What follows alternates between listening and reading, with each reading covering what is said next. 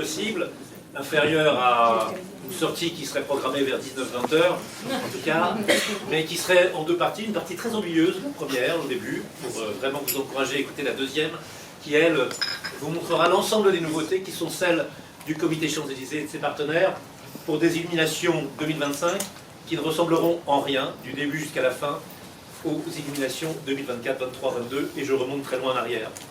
Elles sont vraiment extraordinaires, on a tout changé, et bien évidemment, on aura une photo portable. Le comité Champs-Élysées, vous rappelez brièvement que le comité Champs-Élysées, c'est 190 adhérents, que ce n'est pas que du luxe, c'est de l'hôtel, de la restauration, de l'hospitalité, des banques, des foncières, des grandes enseignes, des représentations étrangères, que le comité a été fondé par Georges Vuitton en 1916, et vous dire qu'on cherche à faire un mix qui soit un mix moderne, un mix qui est fait à la fois de numérique, de voitures, de luxe, qui a moins de culture. Non, il y en a plutôt plus. Il y a davantage de comédie musicale, davantage de librairie, davantage de musées qu'il y en avait, mais qu'il y a peut-être un peu moins de cinéma, ce qui parfois est quelque chose qu'on nous reproche, mais qui doit être quelque chose qu'on peut reprocher à la moitié de l'Europe occidentale à peu près, où dans l'ensemble, il paraîtrait, on me l'a dit mais je n'en suis pas certain, que la vidéo serait apparue, le téléphone portable également, et un certain nombre de moyens de voir du cinéma sans aller au cinéma. Donc c'est vrai que l'avenue le répercute, parce que l'avenue est vivante, et que l'avenue est la représentation le plus exacte possible d'une société, d'une ville. Voilà, c'est ça que je voulais vous dire. L'avenue, elle va bien. Deuxième message, très très peu de vacances, un dynamisme revenu dans le bas de l'avenue, il n'y a plus de haut, il n'y a plus de bas. Vous savez que, vous vous rappelez très probablement que quand Louis XIV avait donné son petit-fils en Espagne, quelqu'un de spirituel avait dit il n'y a plus de Pyrénées. Là, il n'y a plus de haut, il n'y a plus de bas, il n'y a plus de droite, il n'y a plus de gauche, je veux dire, en tout cas géographiquement. Et que vous avez une avenue qui est remplie de nouveautés, de réouvertures, d'ouvertures, avec véritablement un renouveau culturel, des ouvertures qui viennent, un dynamisme fort auprès du rond-point qui était notre inquiétude, et puis un rythme de nouveautés, d'innovation, de changement, de surprise, d'intérêt, de drôlerie parfois, de fondamental parfois, qui est assez exceptionnel et que cette carte arrive à donner. On n'est pas la 5e avenue et on n'est pas Oxford Street par la longueur, mais du coup on est vraiment rempli, et en concurrence avec eux. Le comité Champs-Élysées, c'est des chiffres plutôt pas mauvais, 52% des enseignes sont françaises, là aussi je le dis parce que parfois on a l'impression que ces illuminations vont se passer dans un milieu totalement anglo-saxon ou chinois ou autre. C'est international, oui, un quartier où il y a un peu de tourisme, mais c'est quelque chose qui a plus de la moitié français, avec des fréquentations qui sont de plus en plus importantes. 55 millions de visiteurs par an, 4,5 par mois, 150 000 visiteurs par jour, qui se doublent, et c'est l'intérêt de ce que nous allons voir ensemble, au moment des illuminations, des fêtes, des réveillons, des moments un peu importants. 2,6% de vacances commerciales, je vous l'avais dit. La comparaison avec Oxford Street et la 5e avenue est importante, puisque après le Covid, et de manière générale, d'un point de vue économique et commercial, les Champs-Élysées sont plus en forme, plus allants, plus rapides, plus trépidants que ne le sont ces deux comparaisons. Et c'est bien pour ça que Paris Je t'aime nous apprécie, parce que ce n'est pas New York Je t'aime qu'on peut aimer, ce n'est pas Londres Je t'aime qu'on peut également aimer, et c'est Paris Je t'aime, et ça fonctionne. Qui sont nos visiteurs? Là aussi, pardonnez-moi, je fais tout ça avant l'illumination pour rectifier. Non, il n'y a pas 1% de Parisiens, 3% de Français et 97% de touristes. Il y a 10% de Parisiens, c'est vrai, mais Paris a la taille qu'il a. Des Franciliens, 30%. Je précise que c'est la répartition normale qui peut exister entre une ville de 2 millions d'habitants et une agglomération de 11 millions d'habitants. On n'est pas totalement étonné quand on voit ces pourcentages. Ou si on est étonné, c'est qu'on est un peu malhonnête, ce qui n'est pas le cas ici. Des visiteurs français autres, donc des provinciaux. Et c'est vrai que 30 et 10 doivent finir par faire 70, toujours cette force de calcul que vous repériez à l'instant. 34 plus 1, 35, vous l'avez dit, et là, pareil, extraordinaire. Donc vous avez 30% de touristes internationaux. Là aussi, on a une vision qui est une vision d'une géographie qui serait complètement rabougrie, compliquée, difficile. C'est la géographie du monde, avec des Américains. Est-ce qu'on a l'impression, est-ce que c'est la première chose qu'on dirait? Non, c'est pas la première chose qu'on dirait. C'est pourtant la première représentation sur les Champs-Élysées des gens qui y sont. Assez âgés, en règle générale. Des Européens, c'est le classique week-end que nous, on va passer parfois à Barcelone ou à Florence. Enfin, tout ça est compliqué, mais c'est ça qu'on fait. Et puis, très naturellement, des destinations plus lointaines, moyenne-orientales et chinoises, que vous voyez représentées ici, autre pays 5,7. Et donc, vous avez là aussi quelque chose qui est assez contraire à ce qui est intuitif ou ce que vous lisez en permanence sur les Champs-Élysées. 5500 places de théâtre, de spectacle chaque jour, le double à peu près de musées. C'est donc un endroit qui est parmi les plus culturels de Paris, contrairement à ce qu'il a aussi est souvent dit. Là, c'est la galerie des portraits. On m'a dit que c'est un passage obligé. Ils sont tous dans la salle. S'ils n'ont pas l'heure de gloire, et nous aussi. C'est le Hall of Fame. Et voilà, c'est pratiquement notre Chinese Theater. On a tous mis nos mains dans le ciment. Vous voyez qu'on travaille, et je serai plus sérieux, avec Ubi Bene, qui est là pour les grands événements, avec FK Agency, pour notamment ce que vous regardez en ce moment, mais plein d'autres choses. Margot est au fond. Avec Blacher, on en dira pendant plein de choses, Johan, dans pas longtemps. Et avec Ava Stevens, Aurélia est avec nous, je l'ai vu tout à l'heure. Sans elle, rien ne serait possible. JC Decaux, bien évidemment. Jean-Dominique est là et je le remercie d'être là. Jean-Dominique est un. On a tous ces, cette galaxie, alors on peut dire nébuleuse, ce serait désagréable, mais de gens qui sont autour de nous et qui nous aident. Je dirais que deux choses. Le comité a à la fois un réseau, des relais qui sont assez extraordinaires, qui sont nombreux, qui sont puissants, et en même temps une simplicité de moyens qui rend parfois les choses un peu difficiles. On va le voir, ça c'est le conseil d'administration.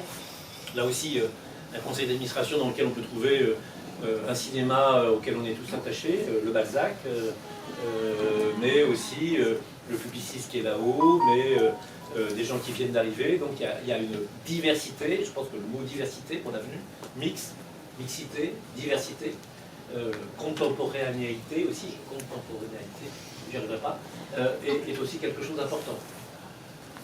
On essaie de ne pas rester seul, et on a initié quelque chose qui n'est pas inintéressant, et vous verrez tout à l'heure que ça a des conséquences en termes d'illumination, c'est de parler aux autres comités de la capitale. On s'est dit là aussi, avec un sens vraiment de la déduction, de la lucidité, qui est extraordinaire, qu'il y aurait des élections, paraît-il, dans pas longtemps, municipales, et que si le comité Haussmann, le comité Vendôme, le comité Saint-Honoré, le comité Montaigne et le comité Champs-Élysées avaient en matière de sécurité, d'accueil touristique, d'information, un certain nombre, non pas de revendications, mais de suggestions, si elles étaient mises en commun, ce ne serait pas tout à fait idiot. Et donc, on s'est mis ensemble. On a une dimension tout à fait internationale qui est très asiatique, avec beaucoup de... Je n'ai pas vu passer, et je m'inquiète, je me tourne vers mes camarades, les fonctions du... Marie-Laurence, les fonctions du comité que je n'ai pas vu passer. Je passe à toute allure, ça c'est pas assis, c'est que j'avais passé tellement vite que ça ne s'est pas vu. Tac. Non. Non, après, bon, voilà. Moi, je vais vous la faire, a cappella. Le comité, c'est non pas une mairie d'arrondissement, Madame Dauxel ne sera pas contente, mais c'est à la fois un facilitateur, un médiateur et un modérateur. Facilitateur, tous les dossiers d'urbanisme, tous les dossiers d'ouverture passent maintenant par le comité Champs-Élysées, passent de plus en plus, ce qui est par rapport à des correspondants que sont la préfecture de police, la direction de l'urbanisme de la ville de Paris et d'autres, est assez essentiel. Donc on a un vrai travail. Il y a un travail de tambour de ville, de garde champêtre, qui consiste également à faire de l'animation de proximité. Vous allez voir peut-être tout à l'heure, on va voir l'ensemble des... on va y aller d'ailleurs directement, ça va m'aider. On a aussi en charge d'une certaine façon, et je crois que c'est après ça, c'est là où j'appuie désespérément, voilà. On a également en charge d'animer l'avenue, quand je disais qu'on n'est pas modérateur, médiateur, mais animateur. Et vous verrez, on a tenu à faire ce dessin. Chacun des événements que vous voyez, à différentes échelles, est un événement dans lequel le comité est impliqué. Le 14 juillet, Tour de France, vous direz que non. Si, la relation aux commerçants, les heures de fermeture, les moyens de sécurité qui sont mis en place, sont vus maintenant avec le comité Champs-Élysées, ce qui est à la fois, je dirais, une preuve de succès, la confiance que le préfet de police, la certitude qu'a la ville de Paris qu'on va aider, apporter, améliorer, et en même temps une charge de travail d'une très grande lourdeur, surtout quand se glisse en même temps Squid Game avec Netflix et la série coréenne que vous connaissez, quand il faut en même temps animer les adhérents, et ce qui est normal, en leur parlant des taxes, de détaxes, pas en leur parlant de détaxes, ça se fait ailleurs, parce qu'on ne fait pas les Bourbons, là on parle nous de détaxes plutôt, et donc vous avez toutes ces choses qui arrivent, et sur lesquelles des documents qu'on va vous donner vous montreront où on en est. Ça, voilà, ça c'est l'ordinaire pur sucre du comité Champs-Élysées, c'est-à-dire de réunir ses adhérents de manière assez perpétuelle, assez... Voilà, j'ai vu des membres du bureau, j'ai vu Borgia qui était là On n'est pas seul, on est quelques-uns, tu es là. Et donc, ça peut être s'impliquer dans une journée mondiale, Clean Up Day, qui amène finalement, on croit que ça ne va pas marcher, mais vous avez 150, 200 salariés d'adhérents du Champs-Élysées qui viennent participer au nettoyage de l'avenue. Ça peut être un don du sang, parce que pourquoi le comité Champs-Élysées ne participerait pas à un don du sang? Ça peut être un certain nombre, un job dating fait avec Cancer at Work. Ça peut être une conférence sur le plafond de verre, parce qu'on a des adhérents qui sont des adhérents. Nos adhérents sont aussi des adhérents. Nos adhérents sont des adhérents. Vous savez là. Et vous avez donc ce que l'on fait, des réunions sécurité assez régulières avec le commissariat de police. Donc vous avez la diversité, la régularité et l'intensité du travail du comité Champs-Élysées dans ces réunions qui sont des réunions des adhérents. Vous avez des choses que vous connaissez également, vous, que vous voyez, qui sont les grands dimanches de piétonisation, transformer l'avenue en salle de cinéma, transformer l'avenue en grande dictée, transformer l'avenue en gigantesque nappe de pique-nique, transformer l'avenue en, je dirais, préfiguration d'une deuxième saison de série, et le remarquable succès, je le renvoie à Ubi Bene également, qui a été, pour la journée du patrimoine, de travailler avec Lego. On a eu un raz-de-marée de gens, et surtout, ce qu'on attend, ce qu'on souhaite, ce qu'on espère, c'est-à-dire un nombre d'occurrences internationales sur des réseaux numériques complètement fous, orchestrés à la fois par nous et par Lego, qui était le but recherché. Le but recherché, c'est qu'on parle positivement des Champs-Élysées dans le monde entier, et que de cette façon, on ait une vision qui est d'ailleurs, comme souvent, hein, une vision un peu défavorable des Champs-Élysées. Les franciliens de maison meilleure, les provinciaux, une très belle vision, et les étrangers sont quand même apparemment là, de temps en temps. C'est ce genre d'événement qui nous permet de le faire. Il faut aussi soutenir le moral des troupes, retrouver le cocktail Champs-Élysées tel qu'il pouvait exister, et normalement autour du 3 décembre 2025, grâce à NC, arriver à retrouver sa composition et la faire diffuser auprès d'un certain nombre de partenaires. Cette maison est partenaire ou pas de ce... Et donc vous allez pouvoir retrouver dans tous les cafés chics, bien évidemment, les moins chics, des Champs-Élysées, ce cocktail. C'est une chose importante. Il faut qu'on ait du soft power des Champs-Élysées. Les illuminations participent, mais elles ne peuvent pas être un seul jour. Et vous verrez qu'elles ne seront pas un seul jour. C'est une des modifications qu'on a faites. Trouver également de nouveaux partenariats, travailler par exemple avec l'Office du tourisme chinois pour essayer d'arracher au 13e arrondissement le Nouvel An chinois et ouvrir une grande succursale des Frères Tang à la place de Dior. Non, c'est pas possible. Mais en tout cas, je ne peux pas, ça m'arracherait le cœur. Et donc, voilà des choses que nous faisons et auxquelles nous travaillons. Vous êtes là, donner une dimension numérique à l'avenue, essayer d'y impliquer les touristes en intégrant l'histoire de l'avenue. Revoir le général de Gaulle le 23 août 1944 descendre avec le fameux type des renseignements généraux qui fait comme ça devant aux gens. Voir l'enterrement de Victor Hugo, les voiles noires tout autour de l'Arc de Triomphe. Voir tout ce qui peut se faire. On va essayer de le faire et d'y arriver. On s'est donné un but, normalement, avec notre ami de Time Travelers Kiosk, qui travaille déjà pour l'Élysée, qui travaille déjà pour plein de gens et qui sont dans la salle, je les remercie. C'est d'essayer de faire sur 4 kiosques une vision numérique de ce qu'est l'histoire, le passé, 10 minutes. Vous venez ici, vous écoutez avec vos enfants les casques de réalité virtuelle et vous sortez des Champs-Élysées en ayant justement l'impression que vous êtes dans une profondeur de temps, dans une largeur d'intérêt qui n'est pas simplement ce qu'on nous reproche parfois d'être la shopping avenue du monde. On n'est pas ça, j'ai essayé de vous le dire, et on le sera de moins en moins. On travaille avec Deco, si je me rappelle bien, Jean-Dominique, sur ça, puisque les kiosques, évidemment, dans Paris, c'est Deco. J'allais dire c'est fatal. Non, c'est pas fatal. C'est obligatoire, et dans le bon sens du terme, parce que c'est avec eux que c'est fait. Ah bah voilà, alors là, c'est que je ne m'y attendais pas. Voici donc ce qu'on essaie de faire, c'est valoriser... non, ça c'est pas du tout ça. C'était de trouver, on essaie également, évidemment, le but ce serait, et c'était pas une idée qui était de moi, mais qui était d'un excellent adhérent de Groupama. Le but, c'est d'arriver à terme, en passant par la phase de l'application, à une avenue des Champs-Élysées virtuelle, sur lequel vous pourriez tout aussi bien réserver une place de théâtre, consulter un menu de restauration, savoir à un instant T le nombre de places de parking qui sont libres, et faire en sorte que, ou le programme d'un cinéma, et donc c'est ce vers quoi il faudrait que nous arrivions à tendre. Et évidemment, de là où on part, c'est-à-dire que c'est tout juste si on a un numéro de téléphone portable, c'est désagréable parce que c'est pas vrai en plus, c'est plein de choses. On a pas mal de choses qui sont en train de se faire et qui ne sont pas si mal. On m'avait dit, oublie pas d'appuyer, ça va bouger derrière toi. J'ai oublié, je suis désolé. Et donc, on est en train de s'en approcher, de changer de site, d'augmenter, Étienne Glémas est avec nous qui est là-bas, augmenter le nombre de nos followers, rendre ça un peu plus gai que ça n'était avant. Et j'arrive, pas trop mal, au moment que vous attendez tous, et là, c'est là où ça ne marche plus. Ces illuminations, du début jusqu'à la fin, non pas qu'on a repeint du sol au plafond, pour reprendre l'expression, mais on les a changées du tout au tout.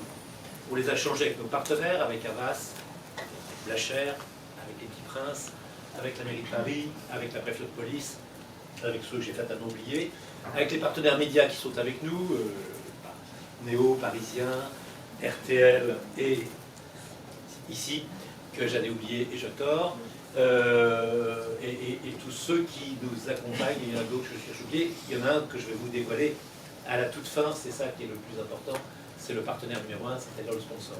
Donc on commence. D'abord on donne le là, c'est-à-dire que nos... Je ne sais pas, alors on m'a dit priorité, moi je dirais simplement une préséance, et ça me semble tout à fait bienvenu. Les autres quartiers de Paris laissent la préséance aux Champs-Élysées, et donc si nous donnons le là le 16 novembre, à partir de 18h30, 16 novembre à partir de 18h30, nous serons suivis le 17 par le comité Montaigne, le 17 par Saint-Honoré, le 19 par Bordeaux et le 20 par Haussmann. Et je trouve que c'est assez bien que ça se répande sur un temps réduit dans la capitale qui devient la ville lumière, et une tracée de poudre qui se fait, une traînée de poudre plus exactement, et peu à peu la capitale s'illumine, et je trouve ça assez beau.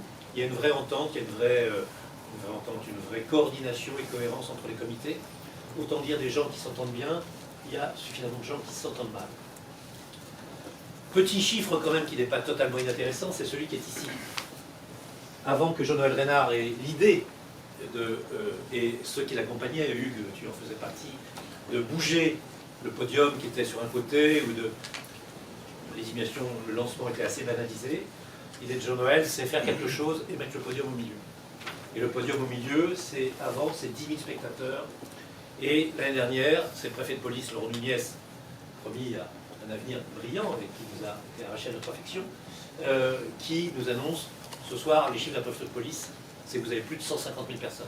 C'était l'année dernière avec Tony Estanguet. Les visiteurs quotidiens pendant les fêtes, ils ne vont que croissant. On atteint 300 000 à l'Acmé, il y en a deux, le 25 décembre et le 1er janvier. 7 semaines d'illumination pour répondre à des questions qui déjà pourraient se poser.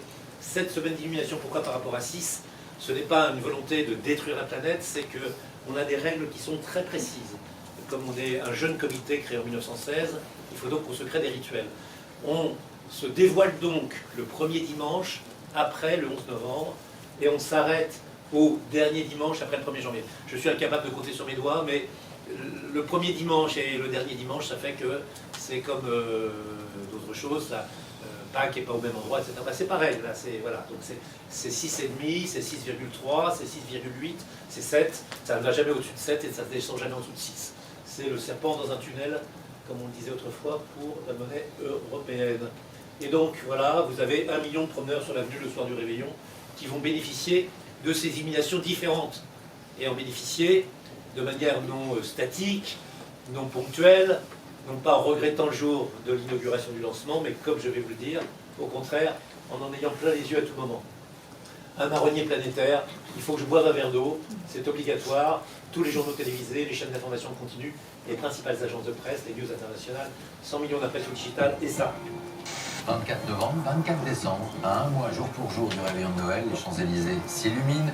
Sparkling holiday lighting ceremonies took place over the weekend. The lights are, of course, a holiday tradition in the City of Light lasting throughout the season.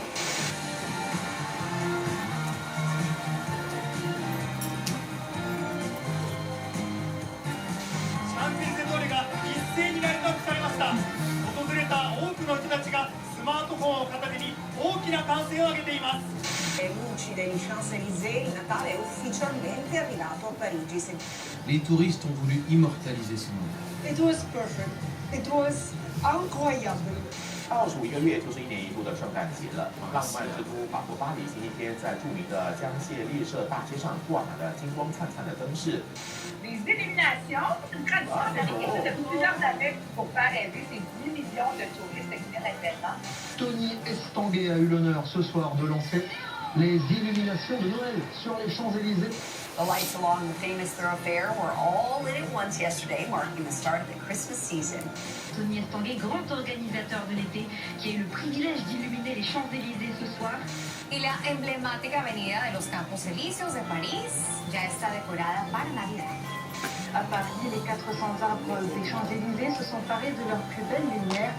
As in large numbers gathered on the roads of Paris to witness Christmas lights to be switched on the Champs-Élysées. A Parigi il Natale si è già acceso con la tradizionale illuminazione degli Champs-Élysées.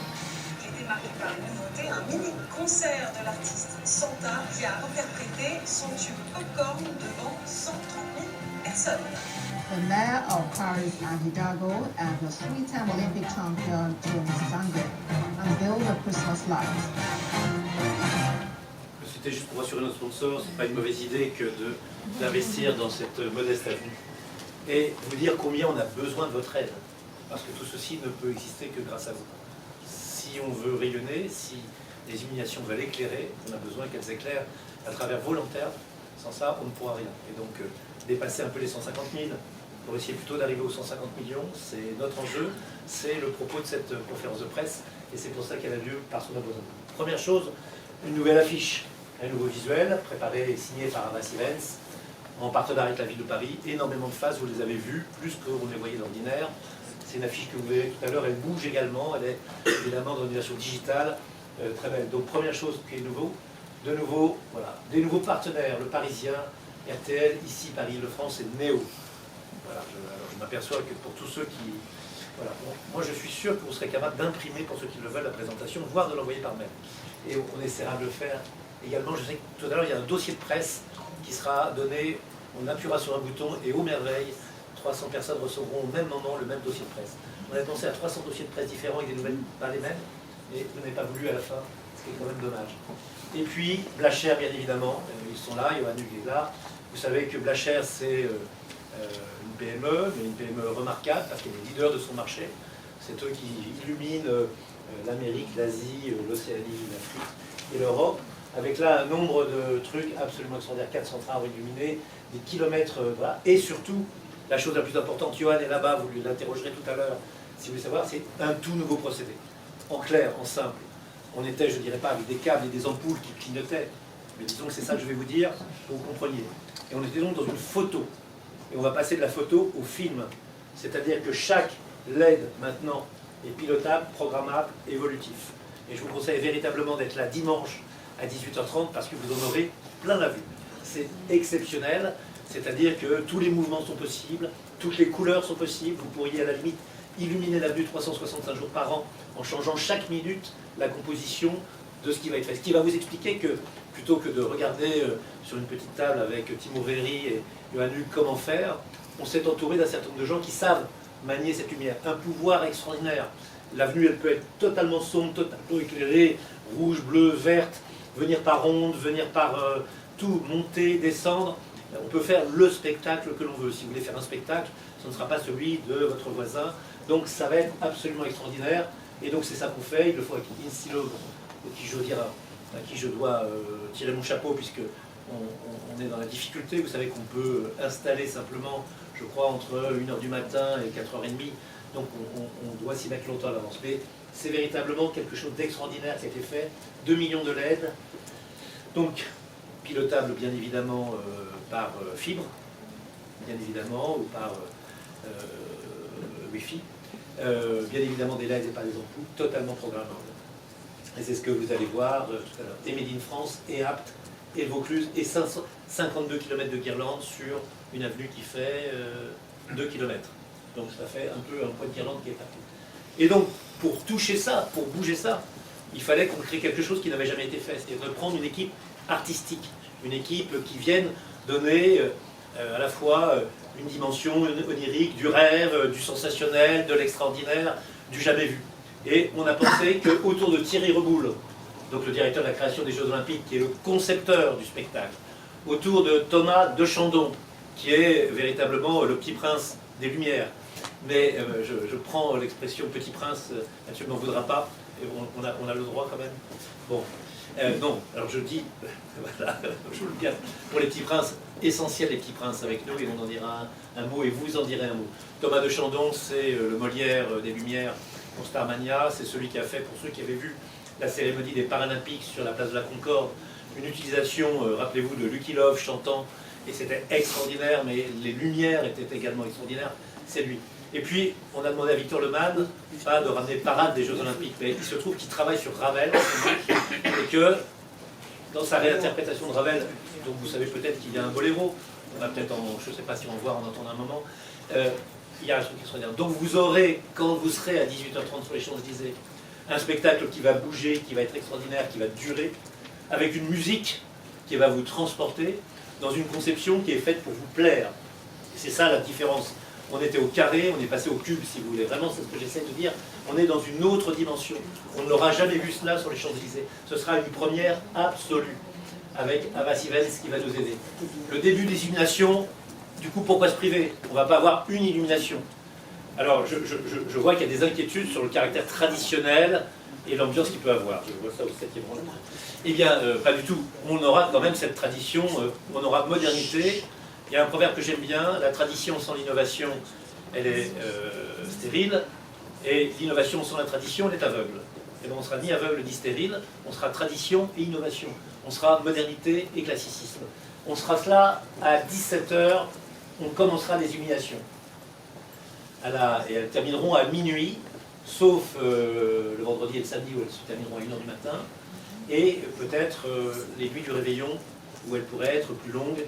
Il faudra qu'on se coordonne avec la ville de Paris pour savoir quels sont les temps de ces spectacles.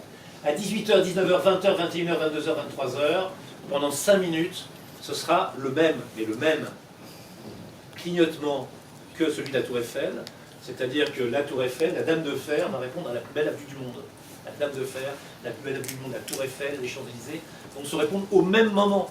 C'est-à-dire que les gens qui sont avenue Winston Churchill, les gens qui sont dans le bas des Champs-Élysées, ils verront la Tour Eiffel clignoter au loin et les Champs-Élysées clignoter près d'eux.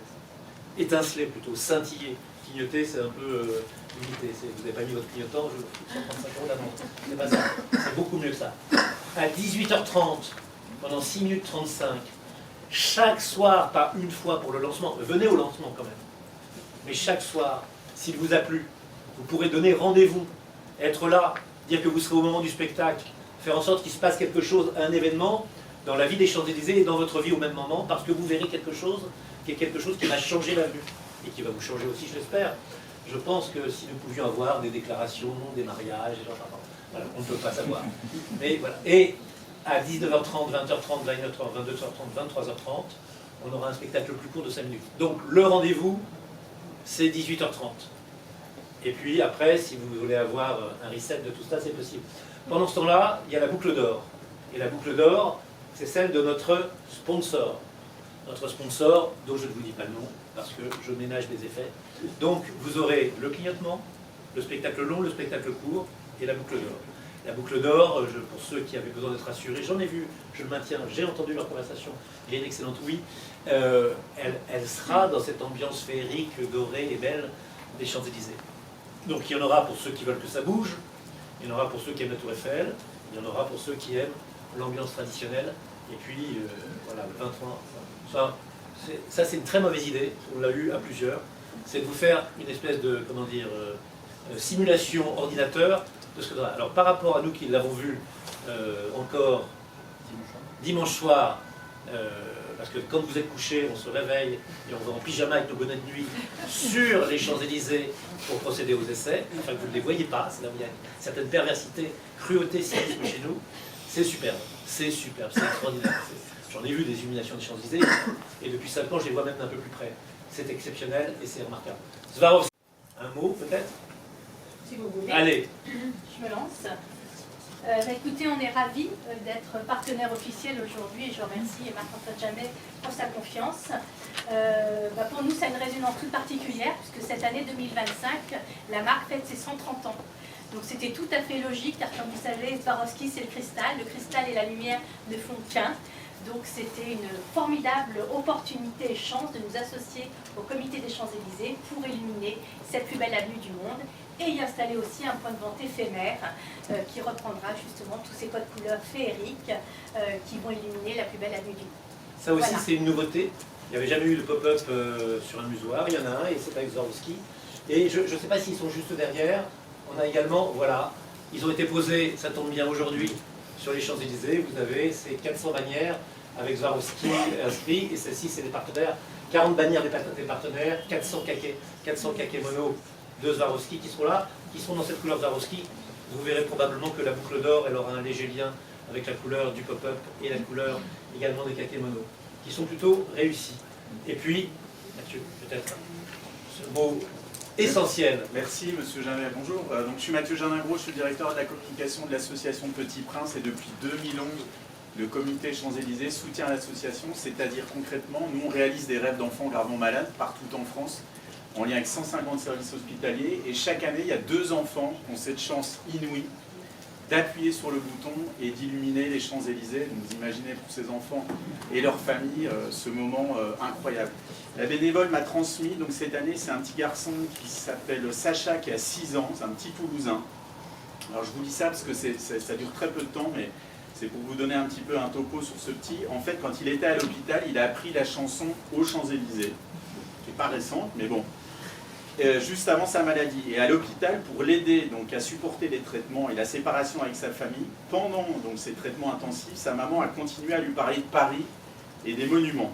Donc il a lu des livres sur Paris, colorier la Tour Eiffel, etc. Et c'est ainsi qu'est né son rêve, visiter Paris et découvrir les Champs-Élysées.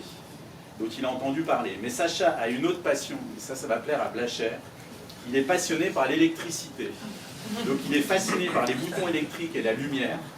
Il va illuminer les Champs-Élysées, donc ça va être pour lui une expérience incroyable. Donc ça c'est ce petit prince. Et il y a une petite princesse qui a 17 ans, qui s'appelle Marine, et qui combat la maladie depuis l'âge de 3 ans, et qui est originaire de Charente, et qui rêve justement de découvrir Paris et les illuminations. Donc ces 2 enfants vont participer donc, à cet événement incroyable qui va rester gravé. Donc c'est à la fois pour les enfants et leurs familles qui vont vivre un moment exceptionnel.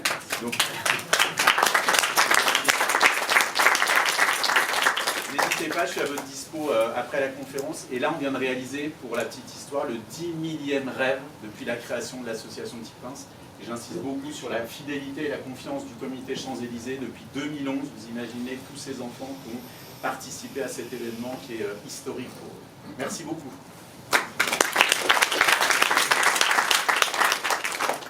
Alors on sera plutôt dans le compte à rebours final, comme dirait le célèbre groupe Europe, dont je n'ai pas les cheveux longs. Ça, c'est Final Countdown, c'est eux, oui. Vous m'auriez vu à 20 ans, j'étais pas loin, je suis désolé, on n'est pas comme ça. Et donc c'est eux qui lanceront, bien évidemment, avec la maire de Paris, le compte à rebours, puisque nous avons décidé que le buzzer était définitivement out, et que nous allons utiliser d'autres moyens techniques. Voilà. Et là, on arrive à ce qu'on est là, maintenant. Et donc, vous avez vu qu'on a de très beaux parrains, marraines, des femmes, des hommes, qui ne sont pas ceux de cette année, c'est ceux des années précédentes. Qu'est-ce que je pourrais dire encore pour passer le temps? Allez, ça serait trop bête. Et donc, ce sera Léa Seydoux, qui sera notre marraine.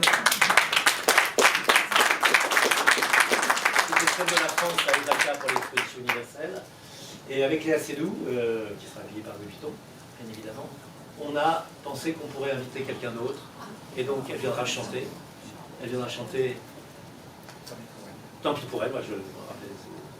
Tant pis pour elle, avec vraiment un dispositif absolument extraordinaire. Donc, un spectacle, une équipe artistique, un nouveau sponsor, une nouvelle manière, de nouveaux partenaires, une nouvelle marraine, un nouvel agencement par Havas, puisque c'est Havas qui prend les coordonnées de l'ensemble, coordination générale, et puis Charlotte Cardin à la fin, qui revient ventre abattu du Canada pour chanter avec nous. Je pense que ça va être un moment absolument extraordinaire. Nouveau procédé également. Enfin, voilà, tout est nouveau du début jusqu'à la fin. Sauf les Champs-Élysées qui resteront ce qu'ils sont pour la chanson. Parce qu'on va tout changer, mais si le petit l'a appris à Toulouse, aux Champs-Élysées, au soleil à minuit, on la fera également. Voilà où nous en sommes. Je crois que j'ai plus rien après. J'appuie à tout hasard pour savoir s'il y a quelque chose que je ne connaissais pas, qui aurait été mis comme une blague. À la fin, s'il y a des remerciements. Et donc, d'abord, si, pour nos commerçants, pour l'avenue, il faut que ce soit une avenue de proximité. On a tendance à considérer que l'avenue, c'est la chaussée et les voitures. Et donc, les voitures, la chaussée, on va la traiter. Mais on va traiter pour la première fois également, ce sera une expérience, les côtés. C'est-à-dire que vous serez sous un ciel de lumière, du bas jusqu'en haut. Alors le bas, pour le ciel de lumière, s'arrêtera au rond-point des Champs-Élysées. Pour évidemment le reste des illuminations, il ira jusqu'en bas. Mais là, ce sera ça. Et donc, ça va être un effet assez différent de celui que vous voyez d'habitude. C'est-à-dire qu'il va avoir, cet éclairage doré va être celui dans lequel vous allez vous promener également. Vous allez avoir ces spectacles extraordinaires sur la chaussée, mais dans la promenade normale, habituelle, quotidienne, vous aurez cet éclairage de lumière qui est assez extraordinaire. C'est 2500 mètres de guirlande sur les contre-allées qu'on n'avait jamais fait auparavant. Il y a une deuxième chose aussi, c'est que parfois vous nous demandez reduce, recycle, reuse, où est-ce que vous en êtes au moment où Bélène se fait. On a choisi, avec la chair, on recycle tout. Il y a beaucoup d'aluminium, il y a beaucoup de lampes, tout est recyclé et remis dans des décors.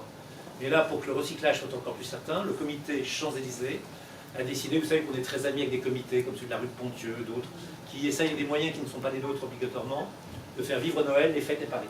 Et donc, on a donné l'intégralité des 184 rideaux lumineux de Sobriance, qui était notre dispositif de l'année dernière et l'année d'avant, à la ville de Paris, qui va offrir 184 traversées de rue, 2 km de linéaire, 6000 mètres carrés recouverts de LED, dans les rues de quartier qui souhaitent faire des choses avec les commerçants, les associations de quartier, les associations de commerçants, mais n'ont pas les moyens de trouver cela, ou pas la technologie exceptionnelle de Blacher à disposition. Donc on va leur mettre la qualité de ce qu'on faisait, et qui est assez exceptionnel déjà jusqu'à l'année dernière. On va leur proposer. Je remercie Anne Hidalgo d'avoir accepté cette proposition et à ses services de la mettre en musique. De saluer évidemment le dossier. Vous savez, il y a un petit curseur lumineux comme quand on recharge son ordinateur et qui avance. C'est le traitement par la préfecture de police de cet événement qui est compliqué parce que c'est une rue, parce que c'est un tour de chant, parce que c'est une vedette de cinéma, parce que c'est un procédé extraordinaire, parce que c'est la lumière de Swarovski. Donc ça attire chacun. Il y a ceux qui viennent pour Swarovski, ceux qui viennent pour Charles de Cardin, ceux qui viennent pour Timo Véry, nombreuses. Timo Véry, délégué, s'il vous plaît, monsieur Véry, pouvez-vous vous lever? La foule vous le demande. Timo Véry, délégué général des Champs-Élysées, je vous demande de l'applaudir. Jacob est en chargé de tirer l'autre moitié de l'humanité, qui est derrière au fond, mais qui s'est caché évidemment en sentant que son tour n'allait pas tarder, et qui est là, qui dit si ça pouvait s'arrêter, ça serait bien. Je suis assez d'accord. Et la ville de Paris qui nous aide évidemment considérablement, et évidemment qui nous labellise. Un dernier point, et c'est probablement le plus sérieux.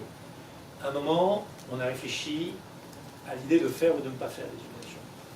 Parce que les illuminations, avec cette règle du premier dimanche après le 11 novembre, tombent 3 jours après le 13 novembre.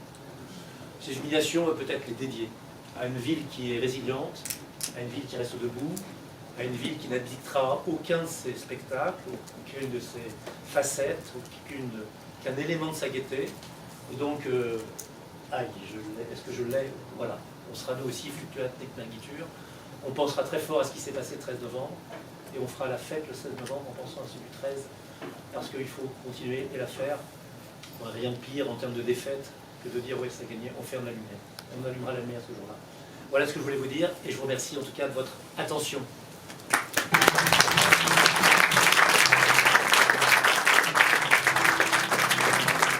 Ils sont les représentants de sponsors, oui. Question facile. Hein. J'avais une question. Vous n'avez pas fait appel à des drones? Non. Vous savez que le survol de Paris par des drones est très réglementé par la préfecture de police. Et comme on aura des consignes de sécurité cette année qui seront encore plus grandes que les années précédentes, le drone pirate qui se met au milieu des drones officiels était mal vu. Mais il faudra y songer un jour. D'autres questions? Comme on dit parfois, où j'ai été très complet. Non, mais écoutez... Vous avez parlé de l'association des... Bonsoir, si vous entendez. Vous avez parlé de l'association des quartiers ou des arrondissements proches. L'important, comme on voit la circulation dans Paris, c'est tous les accès aux Champs-Élysées, soit pendant toutes ces illuminations, nettoyer de pratiquement une bonne partie des travaux. Est-ce que ça a été envisagé? Alors c'est c'est un sujet dans lequel je ne me hasarderai pas, monsieur. Donc voilà, je laisserai au conseil d'administration de chacun des 5 comités le soin de dresser la liste de ces, non pas revendications, mais suggestions, qu'on va essayer de distiller peu à peu auprès de l'ensemble des candidats à la mairie de Paris, en disant qu'on a ici, peut-être que la question de quelques palissades et travaux se retrouveront, on va essayer de mettre, on en a plein d'autres, on a des bonnes choses, on a moins de choses, comme on est toujours dans le plus, on va évidemment demander des choses en plus, mais non, bon, voilà. Je reste sur le terrain des humiliations des Champs-Élysées non pas 2016, mais 2026, le 16 novembre, à partir de 18h30. D'autres questions si... Je dis 26. Elles se termineront le 6 janvier 2026. Cherchez à m'avoir là. C'est très bien. Écoutez, je crois qu'il y a de l'eau avec des bulles ou pas, ou mieux. Même pas. Si, il y a bon moment. Non, je pense qu'il y a. Merci en tout cas d'avoir été là. Merci beaucoup.